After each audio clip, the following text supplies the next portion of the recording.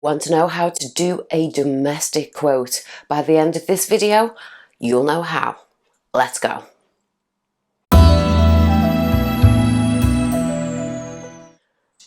So you need to have pens that work. You also need paper. The other thing that I like to take is references and testimonials along with insurance details. So obviously you can get references online and on your Facebook page and on your Google and here, there and everywhere, check and trace and all them sorts of things. Me personally, I'm not really a big fan of online reviews. They can be faked. You can also get your friends and your mates to do it for you. So I don't really like that. In my business, we always send out one of these every time somebody finishes a clean with us or when they're having regular services. I have books and books of these. And as you can see, they're all in different handwriting and they always have different reviews, which I think is a lot more authentic. When I go onto a quote, I always take this with me and inside of it will be our most up-to-date insurance details to set the client's mind at ease that we can do what we say we do because all these people back us up and also we are fully insured for peace of mind in their home. The next thing is to arrive at least 10 minutes early. I like to give myself plenty of time. You might get lost. The sat-nav might send you somewhere completely random. It might be a new housing estate that doesn't even show up on the sat-nav yet. So make sure you leave plenty of time because you don't want to arrive all flustered and panicked and, well, late because it doesn't set off a very good first impression. Next, we are going to go over how I do a walkthrough on a domestic quote. Hi, I'm Kelly from ABC Cleaning and I'm here for your domestic quote.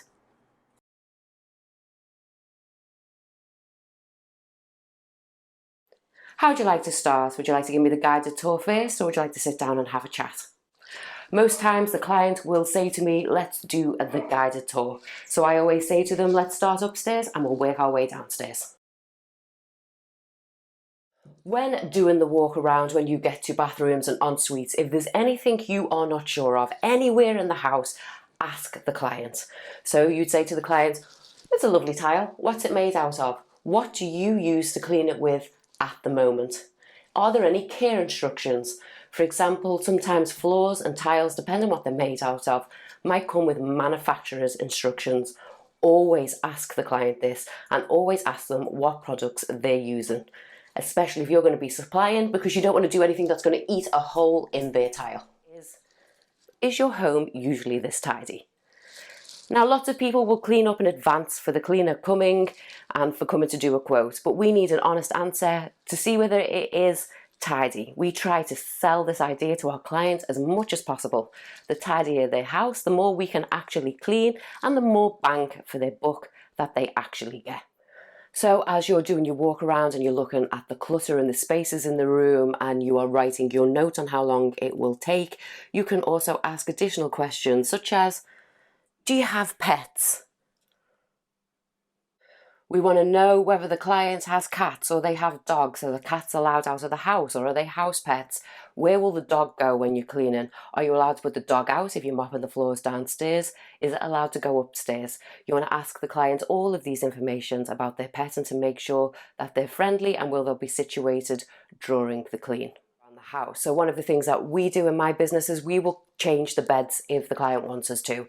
So when we're going through the bedrooms, we'll explain to the clients that if they want their beds changing, they are to leave the clean linen on top of the bed that is to be changed. We will also ask them, where do they keep the linen? Where do they want the dirty linen put on after we have stripped the beds?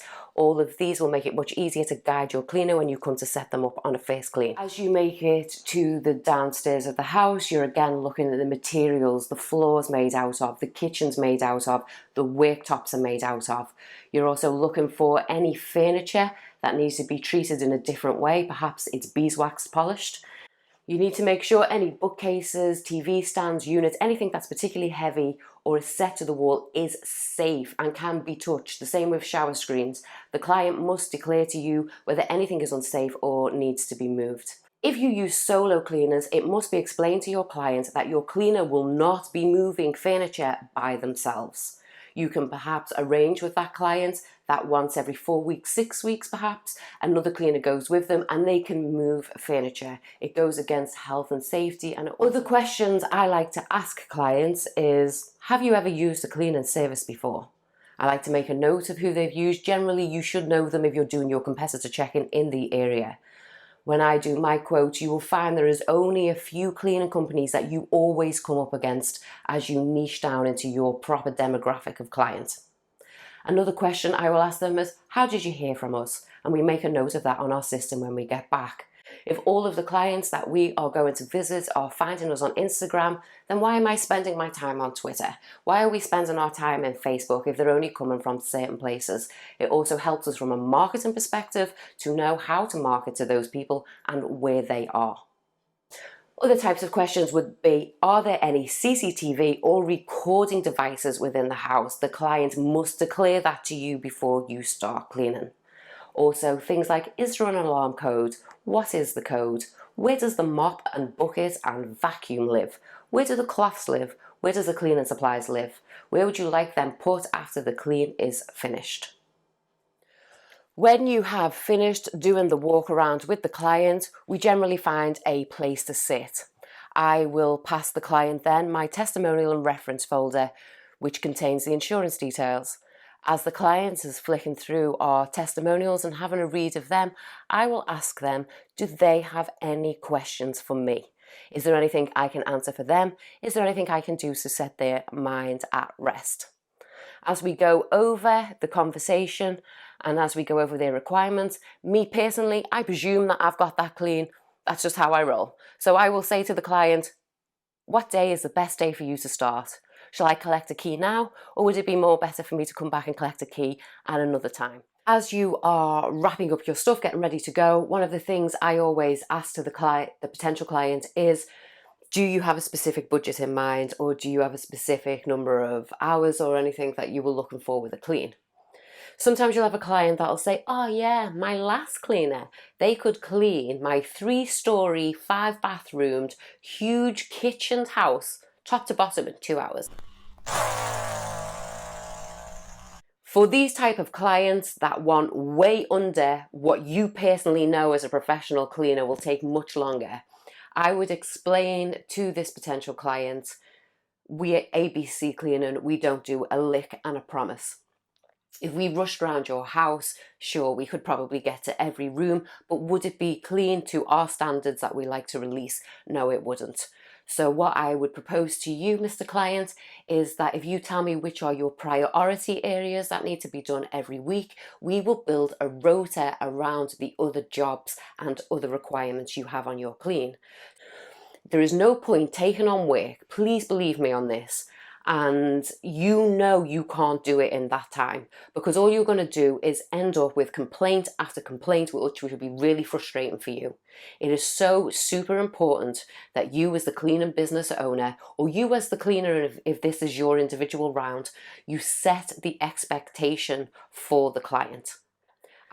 Clients trying to squeeze extra time, extra services, extra anything cannot change their price is something we can talk about. It's something that I know has happened to me a squillion times. So if this is something you'd like to see a video on, let me know in the comments below. As I wrap up the clean and go to put my shoes on, I will give the prospective client a business card of mine, and I will tell them that they will receive the quote within the next hour, the next 3 hours, by the morning, depending on what the rest of my workload is for that day.